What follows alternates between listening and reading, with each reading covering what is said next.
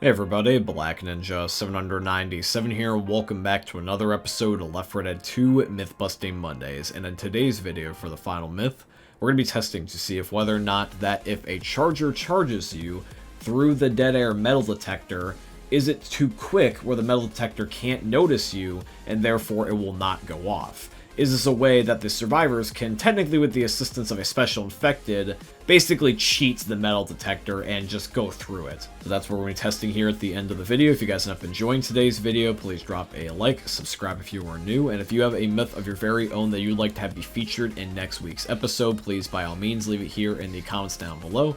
Or also alternatively, you can leave within my Discord server, which is going to be linked down below in this video's description. All that being said, guys, I hope you've been enjoying seeing this week's episode of Left 4 Dead 2 Myth Busting Mondays. Myth: can you grab the same pills/adrenaline that you're giving your teammate before it reaches them?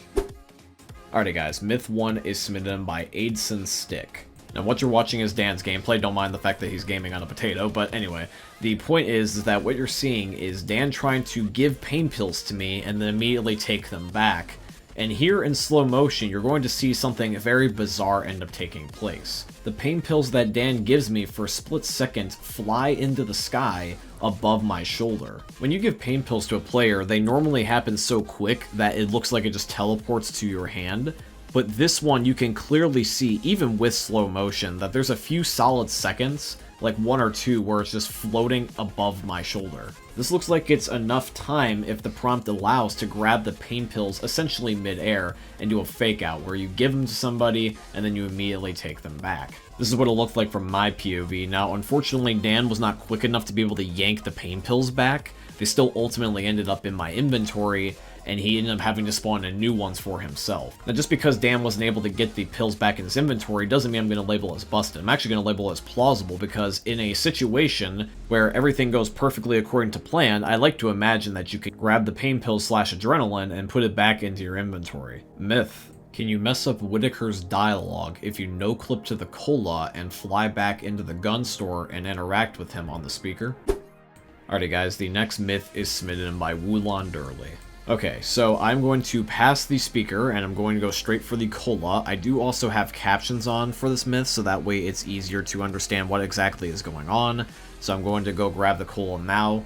Now, currently, when I end up giving it to Whitaker, he is going to give me his cola dialogue. And as soon as we go to the speaker and activate it, you guys can see that Whitaker basically gets amnesia, and he goes from talking about saying goodbye and hopefully wishes us luck, to acting like he just met us and starts shooting the zombies. So yep, the myth is confirmed. If you do things out of order, Whitaker's dialogue gets mixed up in different combinations. Myth: can you use incendiary/explosive ammo in the M60 when it reaches 0 after you pick it up? Alrighty guys, the third myth of today's episode is submitted in by Tacky Rovelator. Now when it comes to the M60, once you expel all the ammo out of the gun, unlike other guns, you'll just immediately drop it, and it will also disappear, which means that you cannot pick it back up once it reaches 0. You also can't work around this by just picking up the ammo right as it reaches 0, because the game just gets rid of the gun too quick. So that means that myth 3 is busted. Myth: do throwables set off the dead air metal detector? Alrighty guys, the fourth myth is submitted in by Turtlecat. So we're going to try everything one item at a time. So the first thing is the Molotov, which it looks like it does not set off the metal detector. Now we're going to end up trying the pipe bomb, and when it comes to the pipe bomb, this also does not set off the metal detector from neither it going through or the explosion. Same thing for the bile bomb, and now we're also going to test out the other throwable items such as the gas can, the oxygen tank, and the propane tank. Looks like the gas can doesn't do anything, the propane tank doesn't do anything, and neither does the oxygen tank. Hell, even the fireworks and Noam Chomsky don't, so it looks like that nothing does, at least in the throwables category, meaning that the myth is busted. The metal detector will not be set off by any of these following items, it will just ignore them. Alrighty guys, I'm not going to drag this part out too long, you know the drill by now. We're going to test the final myth and see if whether or not that if the charger can take us through the dead air metal detector without setting off the panic event. Myth: can you get through the dead air metal detector without setting it off if a charger takes you through it? Alrighty guys, the final myth is submitted in by Dan, and here goes nothing. I am aligned with the metal detector. Dan's going to spawn on the charger for me any second now. We're just going to see what ultimately ends up happening. Here we go.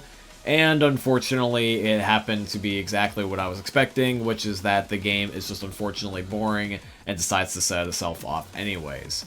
God damn it, I was really hoping we would have had something here. Alright, so the final myth is busted. If the charger takes you through the metal detector, it doesn't matter because since it's you going through it along with him, it's going to notice whatever metal you have on your person and go off anyway.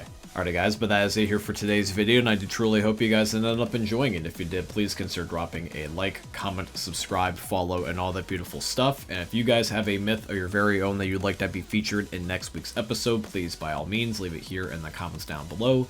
Or also alternatively, you can leave within my Discord server, which is going to be linked down below in this video's description. As we wrap up the video, guys, I want to mention two quick things. Number one, I have a second YouTube channel now. It is called Black Ninja 797 Extras. And on this channel, I'm going to be uploading and posting additional content that you would normally not see here on my main channel, such as gameplay walkthroughs, funny moments with my friends, and Challenge Accepted, which was a series I used to do here on my main channel where I play games that you guys requested me to play. If you guys want to check out the second channel, there is a link down below in this video's description. I also want to say thank you and shout out to Epic Games for being my first ever sponsor. I have a supporter creator code with them, and the code is just my name, Black Ninja 797 in all caps. If you guys want to, you can use it in the Fortnite and Epic Games item shops. Anybody that uses my code or has used it before in the past, I tremendously appreciate you. And yeah, guys, all that being said, I hope you end up enjoying seeing another YouTube video from the most unique YouTubers are ever going to see. Thanks for watching, guys. I love all of you, and peace out. Hey, meme lords, Jesus here, and you better have enjoyed that video there by the eternal god Daddy Ninja. You should probably subscribe too, or the mighty Moab will come for your balls. If you enjoyed the video, you might like it too, and give me the memes. Flash, bang, boom!